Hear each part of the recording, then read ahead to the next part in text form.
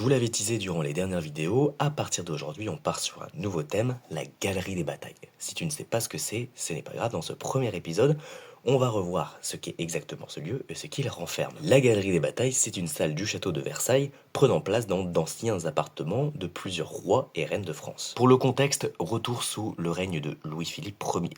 Le roi veut réconcilier les Français après les dernières décennies compliquées, à savoir la Révolution, l'Empire et la Restauration.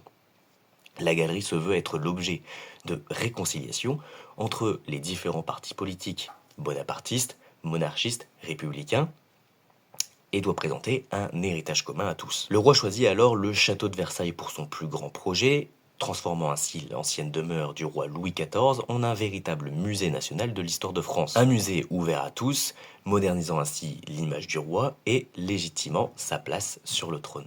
Et donc dans ce château, on y trouve la galerie des batailles qui va nous intéresser. Dans cette galerie, on y trouve des œuvres d'art. On y trouve des 33 tableaux qui représentent des épisodes importants ou des batailles de l'histoire de France depuis Clovis. La galerie représente également des bustes de grands personnages militaires, 100% masculins, depuis toute l'histoire de France, depuis Philippe Auguste. Et pour certains personnages, vous aurez l'occasion de retrouver dans ma série des maréchaux, chaque semaine, chaque jeudi. Cette série sur la galerie des batailles va permettre de nous replonger dans différentes époques et sous différents personnages, passant par Charles Martel à Poitiers, Jeanne d'Arc à Orléans, Philippe Auguste à Bouvines ou encore Napoléon à Austerlitz. Alors si tu ne veux pas manquer un seul épisode ni un seul tableau, je t'invite à t'abonner et à activer les notifs parce que la semaine prochaine on s'attaque directement à la bataille de Tolbiac.